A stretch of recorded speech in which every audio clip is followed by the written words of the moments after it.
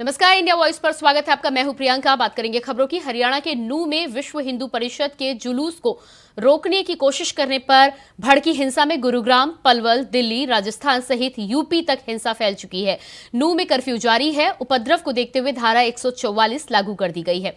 आज भी इंटरनेट सेवाएं ठप है। इसी बीच नूंह पुलिस ने हिंसा में शामिल अराजक तत्वों के खिलाफ एक्शन शुरू कर दिया है। नूंह में हिंसा के मामले में अब तक 41 एफआईआर दर्ज की जा चुकी है। इस मामले में 116 लोगों को अब तक गिरफ्तार किया जा चुका है। करीब 150 लोगों से पूछताछ जारी है।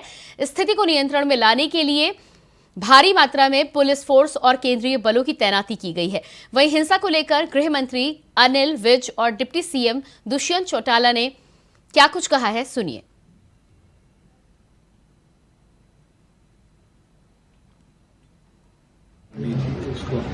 पूरा टाइट कर दिया गया है क्योंकि जो आयोजक थे कल की यात्रा के, उन्होंने भीड़ एस्टिमेशन का प्रॉपर ब्यौरा डिस्ट्रिक्ट प्रशासन को नहीं दिया। कहीं न कहीं उसकी कमी के कारण ये दुर्घटना कल हुई। मैं तो आपके माध्यम से भी सबसे यही आग्रह विनती करूंगा कि अमन शांति बना कर रखें।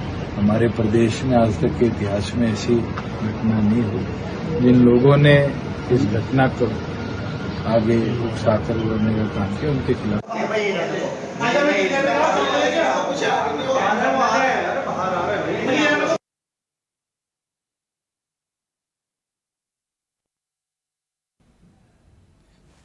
तो जिस तरह से लगातार हरियाणा के नूंह से हिंसा फैली और ऐसे में अब आसपास के बॉर्डर के तमाम इलाकों पे अलर्ट जारी कर दिया गया है। कई जिलों में धारा 144 लागू है और उसके साथ ही साथ हरियाणा से जुड़े मथुरा में भी 84 कोसी परिक्रमा को देखते हुए हाई अलर्ट जारी किया गया है। सुरक्षा के पुख्ता इंतजाम लगातार किए जा रहे हैं, लेकिन इस पूरे मामले में मनोहर लाल खट्टर की सरकार भी घिरती हुई नजर आ रही है। वहीं सरकार और प्रशासनिक अमला लगातार अपनी जिम्मेदारी से पीछे हटता हुआ नजर आ रहा है। उनका साफ तौर पर कहना है कि विश्व हिंदू परिषद की तरफ से पूरी तरह से जानकारी नहीं दी गई थी। यात्रा की आयोजकों ने तमाम जानकारियां मुहैया नहीं कराई थी, जिसकी वजह से। और इसी खबर पर हमारे साथ संवाददाता राजेश यादव जुड़ चुके हैं। जी राजेश, जिस तरह से यहां पर कहीं ना कहीं सरकार और प्रशासन एक दूसरे पर आरोप मढ़ने का काम करते हुए नजर आ रहे हैं। अनिल विज का आज कहना है कि उनको पूरी जानकारी नहीं गई थी, विभाग को पूरी जानकारी नहीं थी और कहीं ना कहीं यही वजह है जो ये हादसा हुआ है। क्या कहना है इस पर आपका?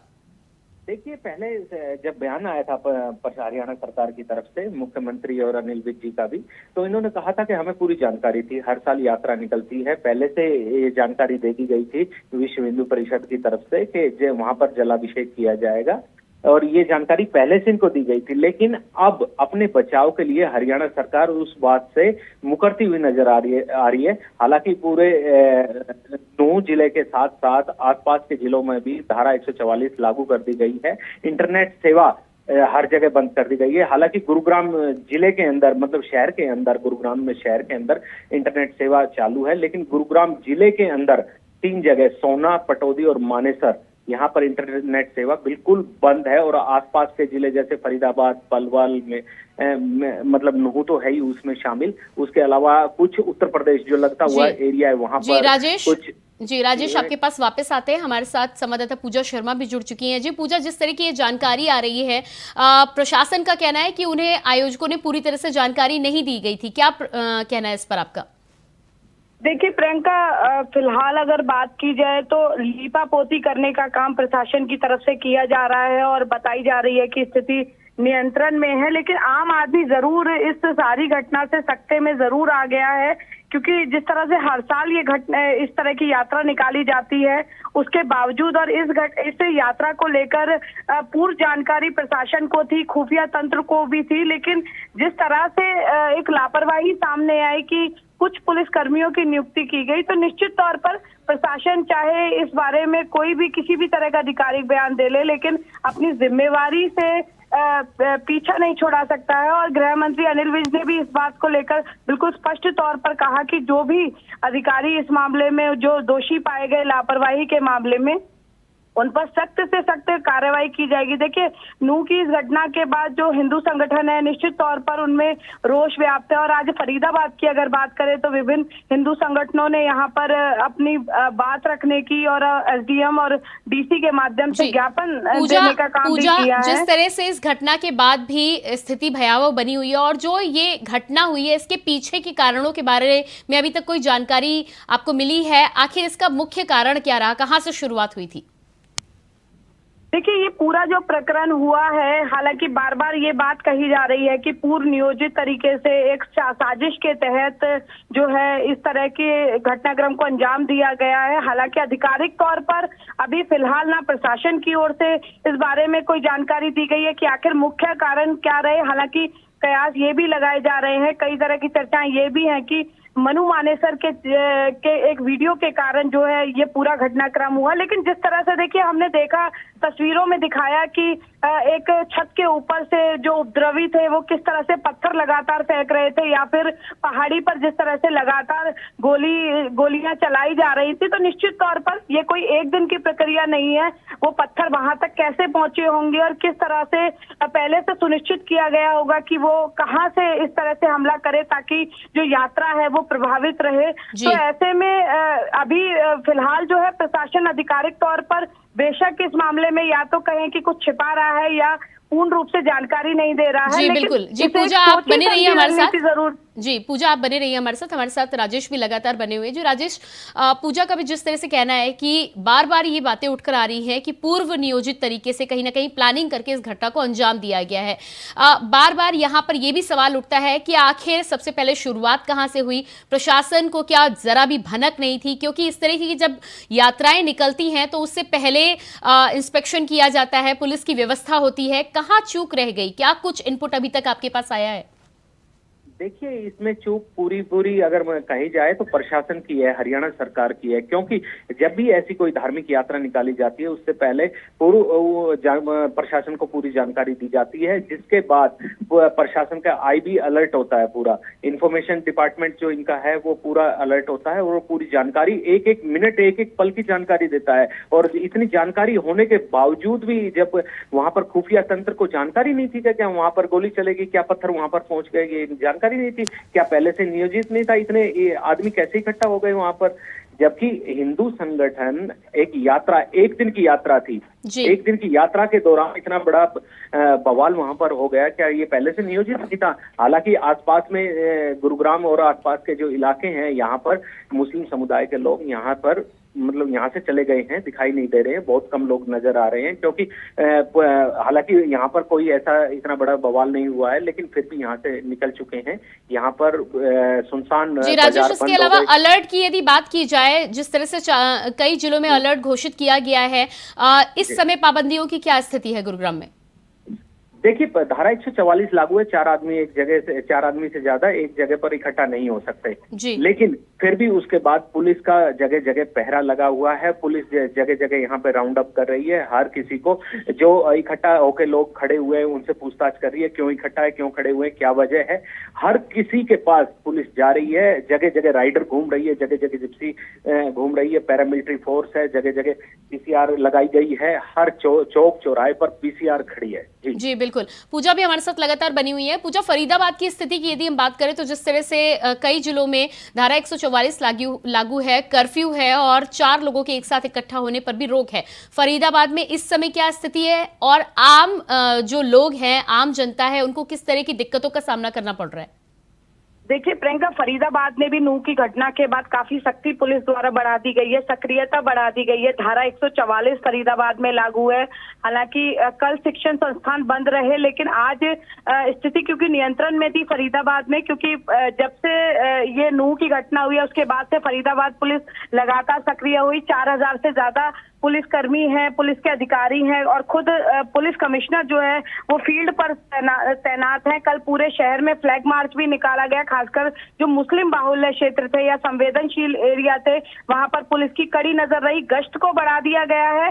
धारा 144 की वजह से लोगों में ये एक संदेश है कि कहीं भी वो भीड़ का हिस्सा ना बने, तो ऐसे में लोग भी बच रहे हैं। हालांकि आज शिक्षण संस्थान खुले जरूर हैं, लेकिन इस पूरी घटना के बाद जिस तरह से खुफिया तंत्र की नाकामी सामने आई है, लोगों में एक भय का माहौल है और शिक्षण संस्थान खुले होने के बावजूद भी कई लोग जो है वो अपने गंतव्य पर नहीं गए, उन्होंने अपने बच्चों को स्कूल नहीं भेजा है। तो लोग अभी भी दहशत में है कि आखिर खुफिया तंत्र जो है वो कहाँ सोया हुआ था, क्योंकि इतनी बड़ी घटना हो गई और उसके बावजूद अगर पुलिस के खुफिया तंत्र को इसकी जानकारी नहीं हुई तो ऐसे में अपनी सुरक्षा को लेकर भी उनके मन में कई सवाल खड़े हो रहे हैं। जी बिल्कुल पूजा, इस तमाम जानकारी के लिए आपका बहुत बहुत शुक्रिया। राजेश जी भी हमारे साथ जुड़े हुए थे, उनका भी बहुत बहुत शुक्रिया।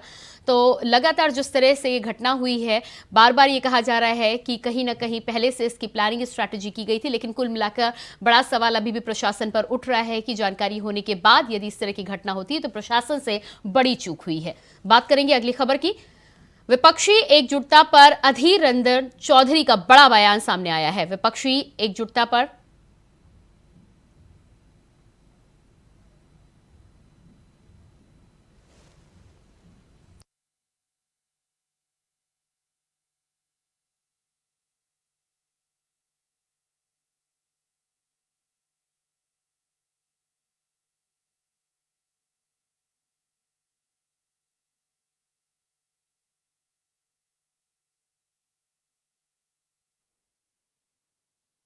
नियंत्रण में है। हर थाने के ऊपर एक एक आईपीएस अधिकारी लगाया गया है और हम एफआईआर दर्ज कर लगभग 41 एफआईआर हम दर्ज कर चुके हैं और 116 लोग केवल नू में गिरफ्तार किए हैं। ये सारे जब जांच हो जाएगी उसके बाद पता लगेगा। एक चीज तो निश्चित तौर पर कही जा सकती है और हर व्यक्ति कह रहा है कि इतना बड़ा बवाल एक दिन में नहीं हो सकता, किसी हादसे से नहीं हो सकता। इसके लिए किसी न किसी ने प्लानिंग की है, किसी न किसी ने लोगों को इकट्ठा किया है।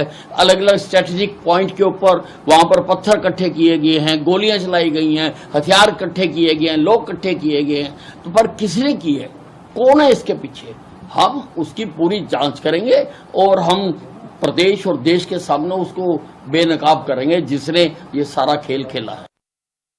बात करते हैं अगली खबर की। विपक्षी एकजुटता पर अधीर रंजन चौधरी का बड़ा बयान। विपक्षी एकजुटता पर अधीर रंजन चौधरी का बड़ा बयान।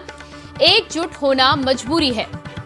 विपक्षी एकजुटता पर अधीर रंजन चौधरी का बड़ा बयान। एकजुट होना मजबूरी, ये मजबूरी जरूरी। अधीर रंजन चौधरी का यह बड़ा बयान सामने आया है। मोदी शाह को रोकने के लिए सारे विपक्ष साथ आए। मोदी और शाह को रोकने के लिए सारा विपक्ष एक साथ आए। अधीर रंजन चौधरी का यह बड़ा बयान आया है। विपक्षी एकजुटता पर अधीर रंजन चौधरी का बड़ा बयान। तो 2024 की तैयारी से पहले एक तरफ जहां भारतीय जनता पार्टी लगातार अपने घटकों को एक साथ रखने का प्रयास कर रही है, तो वहीं विपक्ष लगातार 2024 से पहले एकजुटता बनाकर लामबंद होने की कोशिश कर रहा है। ऐसे में अधीर रंजन चौधरी का ये बड़ा बयान सामने आया है। उन्होंने कहा है कि विपक्षी एकजुटता जरूरी है और कहीं न कहीं मजबूरी भी है। 2024 के चुनाव में यदि बेहतर प्रदर्शन करना है तो विपक्ष को एक साथ आना ही होगा। मोदी शाह को रोकने के लिए सारे विपक्ष साथ आए। अधीर रंजन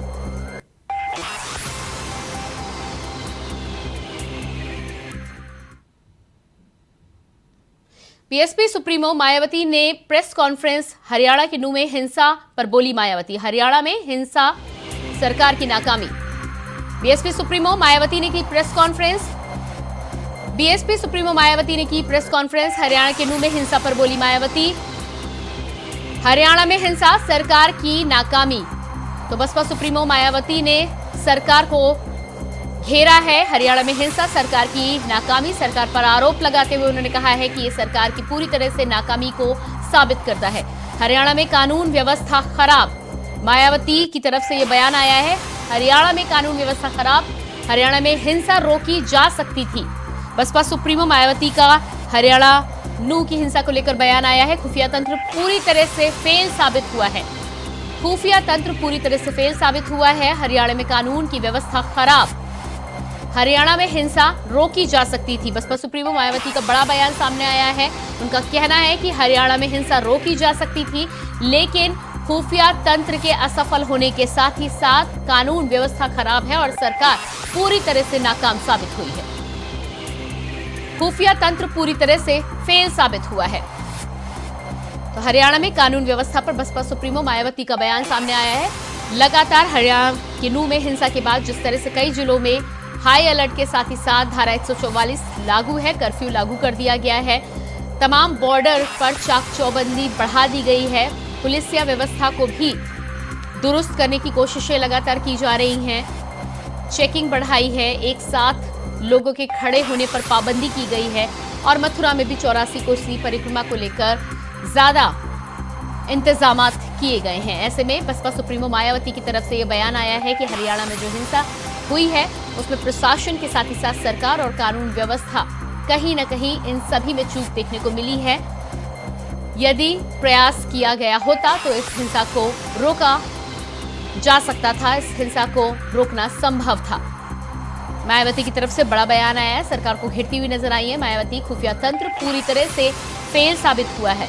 बसपा सुप्रीमो मायावती का बड़ा बयान, बसपा सुप्रीमो मायावती का बड़ा बयान सामने आया है। तो हरियाणा की हिंसा को लेकर लगातार कई तरह की बातें निकलकर सामने आ रही हैं। बार बार ये बातें कही जा रही हैं कि वीएचपी की तरफ से प्रशासन को 6 माह पहले ही इस यात्रा की जानकारी दे दी जाती है, लेकिन उसके बाद भी प्रशासन का कहना है कि हमें आयोजकों की तरफ से पूरी तरह से जानकारी या सूचना नहीं थी। ऐसे में अब सवाल कई तरह से उठते हैं।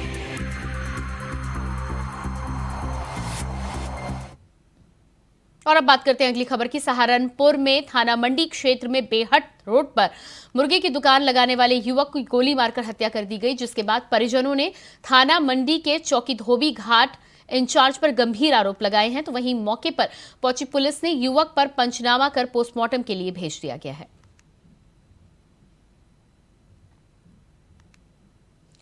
तो परिजनों ने थाना इंचार्ज पर यहां पर आरोप लगाया है। उनका साफ तौर पर कहना है कि साजिश के तहत यह हत्या की गई है, युवक की गोली मारकर हत्या की गई है। परिजनों ने थाना इंचार्ज पर आरोप लगाया है। इस पूरे मामले में युवक की गोली मारकर हत्या की गई है। बताया जा रहा है कि युवक दुकान चलाता था और अचानक ही उस पर हमला किया जाता है, गोलियों से वार किया जाता है और ऐसे में युवक की हत्या हो जाती है। परिजनों ने इस मामले की जानकारी पुलिस को दी है। साथ ही उनका आरोप भी है कि थाना इंचार्ज की मिलीभगत से इस घटना को अंजाम दिया गया है। पूरी तरह से जिस तरह से कार्रवाई होनी चाहिए थी वो कार्रवाई नहीं हुई है। परिजनों ने थाना इंचार्ज पर लगाया आरोप।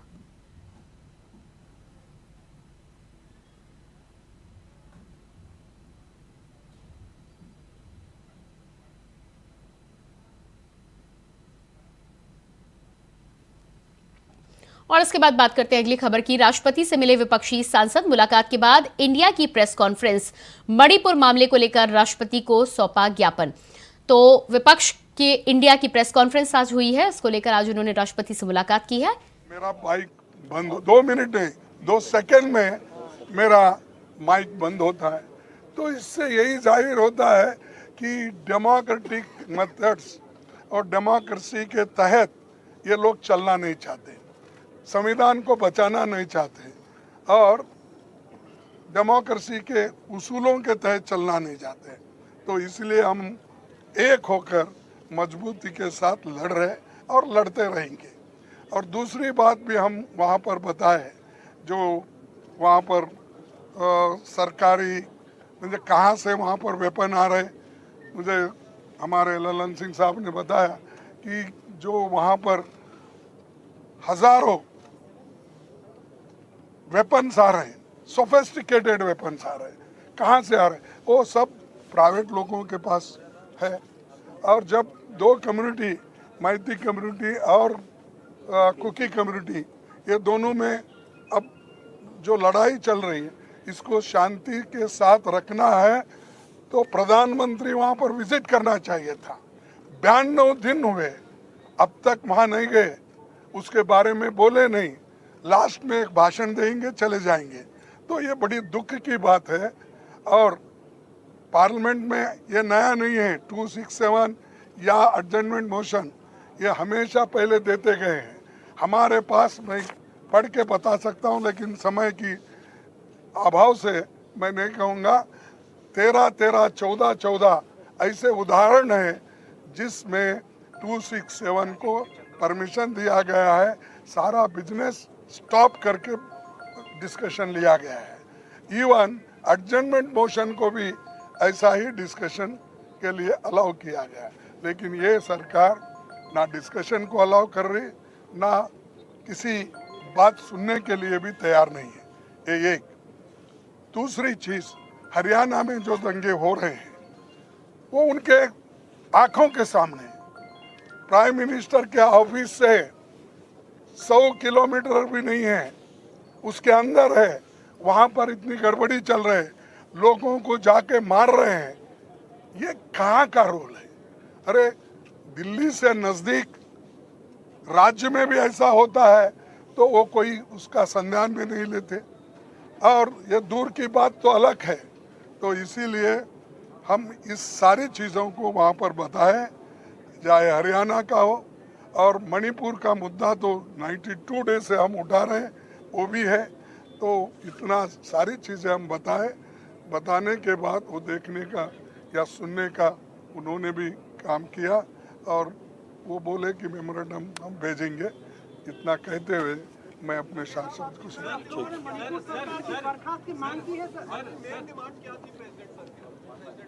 मेन डिमांड यही है कि प्रधानमंत्री वहाँ पर जाए या बात करे, वहाँ का सिचुएशन क्या है, और वहाँ पीस लाने के लिए, शांति लाने के लिए क्या क्या कदम उठाना वो करना चाहिए, और वहाँ के लोगों को जो राहत मिलना चाहिए वो देना चाहिए।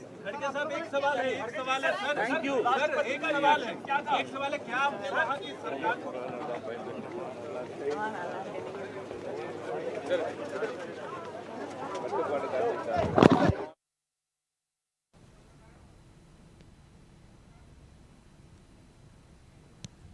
तो ये आप लाइव सुन पा रहे थे कांग्रेस अध्यक्ष मल्लिकार्जुन खड़गे को, जिन्होंने साफ तौर पर प्रधानमंत्री के ऊपर एक बार फिर से कहा है कि दिल्ली के आसपास जब इस तरह की घटना होती तब भी नहीं बोलते हैं और दूर की घटनाओं पर भी नहीं बोलते। इसी के साथ इस बुलेटिन में इतना ही। ताज़ा अपडेट के लिए लगातार देखते रहिए इंडिया वॉइस। नमस्कार।